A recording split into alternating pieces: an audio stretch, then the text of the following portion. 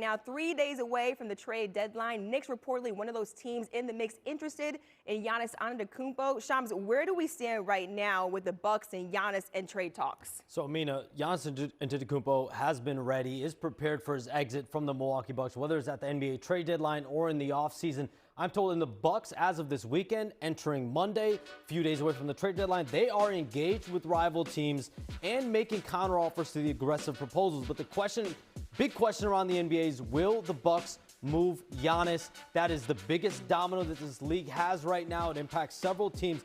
The Bucks are sifting through proposals specifically from the Heat, Wolves, Knicks, and Warriors. And throughout the whole process, the Bucks have wanted a young blue chip talent and or a surplus of draft picks. And so my understanding is the Warriors have made a pick-heavy offer. Minnesota is more of a player-centric offer. And Miami is somewhere in the middle, somewhere between players and picks. And so the Bucks are going to have to choose. Do we take one of these offers? They're going to continue to negotiate, or can there potentially be more in the offseason? But the biggest conflict is also with where the Bucks season is at. They're 11 games under 500. They've now plummeted outside of any real play-in contention. You probably have to play for your draft pick. And Giannis wants to play when he's back from his calf injury. He wants to compete. He wants to play for a second championship. And so will there be risk reward, potentially hurting your draft pick? And then in the offseason, when Giannis has 1 year left on his deal, the Bucks are going to cede a lot of control to him depending on where he wants to play. So there's a lot to sift through in Milwaukee. Their executives, their ownership is going to sift through today and the coming days. This could happen at the trade deadline or during the offseason. I'm rooting for a little bit of chaos. Shams Charania with the latest. Thanks so much, Shams. NBA trade deadline, and the major story is ongoing. It's the Giannis Antetokounmpo saga. Will he stay? Will he go? Where will he go if he does? Reports out of Milwaukee are that the Bucks are indeed listening to offers for the MVP, with the Heat, Warriors, Knicks, and Timberwolves being the leading teams right now. But for much more on this and other trade rumors, let's go ahead and welcome in our own John Gonzalez and Sam Quinn for more. Gentlemen, great to see you. Let's start now, John, with where things stand right now as the top landing spot for Giannis. Yeah, I mean, the Bucks kind of came to this one a little bit late here, Jordan, because for a while they were saying we're not going to trade Giannis, and Giannis had said he didn't want to ask for a trade, and then a week before the trade deadline, all of a sudden the Bucks were, listening to trade offers, listening to trade offers for Giannis. So I think if they're going to move him by Thursday, the simplest place for him to go and the place that makes the most sense and that would yield a pretty good return would be the Golden State Warriors. They're 8th in the Western Conference. They're almost top 10 in both offense and defense. They just lost Jimmy Butler for the season with an ACL injury. He's under contract for another year. And they're also sitting on top of Jonathan Kuminga, who's still only 23 years old and has fallen out of favor for some time now with Steve Kerr. The Bucks could get back Jonathan Kuminga and up to 4 first-round picks that the Warriors have to offer. And then from the Warriors' perspective, look, Steph Curry's 37 years old, right? He's going to turn 38 in March. He's still a really good player, but there's only so many more seasons that he has left. You want to maximize those. You bring in the best available player that you possibly could and pair him with Steph and Giannis. They would be, I think, a seamless fit together. And now, look, the West is absolutely loaded, but that makes the Warriors an awfully interesting team in a loaded Western Conference, where now if you're one of those other teams, you don't want any part of that. So, yeah, I'm sending Giannis to Golden State. Yeah, if Giannis is going to get traded before the deadline, there are two teams that feel pretty likely. One is Golden State, like John mentioned. The other would be Miami. Miami doesn't have quite as many picks to trade as the Warriors do. They can only offer 2 and some swaps, but they do have more player value to offer with Kel'el Ware, very promising young big man, great athlete. You know, you give him more of an on-ball opportunity in Milwaukee, see if he could grow. He's very, very skilled. Tyler Hero, recent All-Star, Wisconsin native. They've got a bunch of younger players on that roster that they can send out. Those are the two teams that are in this right now that you figure Giannis would be okay staying with. I'd love to sit here and tell you that he's going to go to Portland. You know, Portland has all of those Milwaukee picks in the coming years. I'm not confident enough to say that Giannis would extend there. So given the teams that actually have assets to trade and that Giannis would presumably want to play for, Miami and Golden State seem by far like the two likeliest destinations. All right, we will find out soon enough where he is headed. Let's get to John Morant now, you guys. It's been reported that Memphis is entertaining offers for the two-time All-Star. Not super surprising after months of tension, if you will, between Morant and the Grizzlies and that coaching staff. We did see the social media message he put out on X a few days ago saying time tells the truth, a little cryptic there. We'll read into that however you want, but where do you expect Morant to land, Sam? Yeah, I mean, I would expect him to stay in Memphis more than anything. It's just a very hard contract to trade, given his decline as a player. You know, the fact that he doesn't get to the rim as much anymore, not as effective as scorer near the basket, that's a big problem because the entire proposition of John Morant as an all-star caliber player is that he generates elite rim pressure. If that's not the case, I don't know how many teams are eager to pay him max money. The one team that I do think makes some sense would be the Miami Heat. Now, the Miami Heat are focused on Giannis Antetokounmpo right now. If the Heat are getting Giannis, they're probably not trading for John Morant as well. So Giannis does need to play out. If he does wind up elsewhere or not getting moved, I could see Miami pivoting to John Morant. They do need more of a star scorer type. You know, their offense this year, despite the change to a system that feels pretty similar to the one that Memphis ran last season, has kind of declined as the season has gone on. Miami does have a very good history of kind of rehabilitating players that have lost value over the years. I think they could get John Morant in the building, give him more structure, rebuild the offense around him, and hopefully get him back on track. Yeah, I'll throw one more out there, too. The Raptors were initially reported to be interested in John Morant. Since then, they've supposedly cooled off on him. But it could be some combination of Emmanuel Quickley and R.J. Barrett. But the Raptors are playing pretty well right now, and I think I'd rather have Emmanuel Quickley for sure. I know that they've been trying to move R.J. Barrett for a while now, but if I'm the Raptors, I don't think I'm going to tinker just for John Morant. I'm with Sam. I don't see a huge market for John Morant here. Point guard is the deepest position in the NBA. There are ball-dominant guards everywhere. The Hawks moved Trae Young for C.J. McCollum's expiring contract and Corey Kispert. And then on top of that, you have his injury history. John Morant has only played 20 games this season. He's a 31% shooter from three. Sam mentioned he doesn't get to the rim nearly as much as he used to. Well, that outside shot is lousy, and he hasn't ever decided that he wanted to work on that.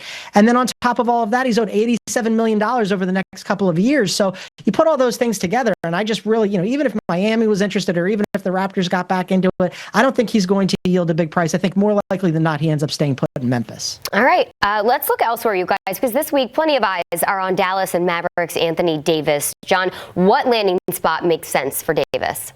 Yeah, this is another one where I think he's probably going to end up staying put. Initially, there was some smoke about the Hawks being interested in flipping Kristaps Porzingis' expiring deal, but then the Hawks said that they didn't want to put Zachary Risachet into that deal. And then also, what kind of Anthony Davis are you getting back, right? He hurt his hand. We thought he might potentially require surgery. He pushed back on that, but he's still going to be out about 6 weeks. He's only played 20 games this season. Since the trade to the Mavericks, Jordan, he's only played 29 games for the Mavs out of a possible 79, and the Mavericks are just 16 and 13 in those games. I think if you're another team, you think, okay, he's 33 in March. He makes $58 million this year, and he has a player option next year for $62.7 million. I think he's going to want another deal on top of that. Anthony Davis is a really good player, but what kind of Anthony Davis are you going to get, and what's his availability? I think more likely than not, teams look at this and go, no thank you, and the Mavs end up stuck with him at least through the summer. Yeah, there'd been some reporting that, everybody in the East felt like they were an Anthony Davis away from winning the East. Given the injury, I think that's off the table. Toronto's the only other team that I could see looking at this and saying, oh, maybe we send the Jakob Poeltl contract, which we don't really like, R.J. Barrett, maybe a weak first-round pick. We're in the middle of the Eastern Conference. We get Anthony Davis. We give ourselves some more upside. I'm with John, though. I think it's far likelier that they keep him. And you know what? If you're Dallas, you have Anthony Davis, Kyrie Irving, and Cooper Flagg next year. Maybe you make some noise. All right, let's get playing a matchmaker here and get to Michael Porter Jr. We've heard some mixed messages, if you will, on his availability. What, Sam, do you foresee happening? I think it's a likelihood that they're going to trade him, right? The Nets have their first round pick this year. They don't have it next year, which means there's that much more of an imperative for them to tank aggressively so they can get a top 3 pick, get one of these franchise guys in the draft. Michael Porter Jr. is helping you win too many games. He should have been an all-star, wasn't picked yesterday. I think there's going to be interest for him around the league. I'm going to save the Detroit breakdown for John. I know that's his favorite possible fit for Porter at the deadline. I'll throw out Houston as another possibility because the Rockets right now have $38 million in dead salary owed to Fred VanVleet and Steven Adams, guys that they love, but who aren't going to be able to play this year because of injuries. You send out that money to match on Porter. You throw in some draft capital. You bring in some shooting to really juice your half-court offense, which has kind of been the issue this year when they're not getting offensive rebounds. I think that could be a great fit, a way for Houston to kind of really jump back into the championship picture this year after losing 2 core players to injury. Oh, I love that idea. Sending him to the Rockets is a really good one, Sam. But Sam knows me so well. We've done so many of these together that, yes, I love the idea of Michael Porter Jr. to Detroit. And yes, the Nets have said, oh, we might be willing to keep Michael Porter Jr. But as Sam mentioned, he's good. They want to get him off that team so they can keep tanking.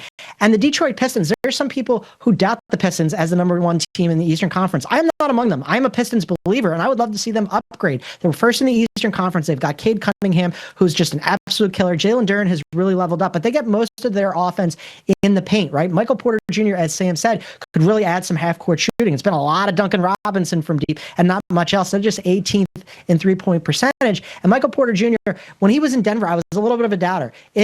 With the Nets, when he's getting his usage rate going up and he's getting clean shots, he looks like the guy that we always thought he could be. Big, fast, strong, athletic, and absolutely can shoot. That would be a huge level up for the Detroit Pistons, who could offer up to 4 first-round draft picks for Michael Porter Jr. It's not going to take that many. He's not Giannis. A couple of those, and maybe Jaden Ivey, Ron Holland. I think you get that deal done, and everybody's happy. Guys, let's end here quickly with touching on the Pelicans, a team who's really been at the center of a ton of trade rumors recently surrounding Zion Williamson. Chances, John, that Zion could actually be on the move, though? Yeah, I think eventually, yes. At this trade deadline, probably not, because the Pelicans have signaled that they're not really willing to move on from him. But I think one of these days, somebody in the Pelicans front office, and they just shifted the front office to Joe Dumars from David Griffin, but one of these days, somebody in the Pelicans front office is going to look around and go, it's time to move on from Zion Williamson. The problem with him is that he is frequently unavailable. He's played more games this season than he played all of last year. That's great.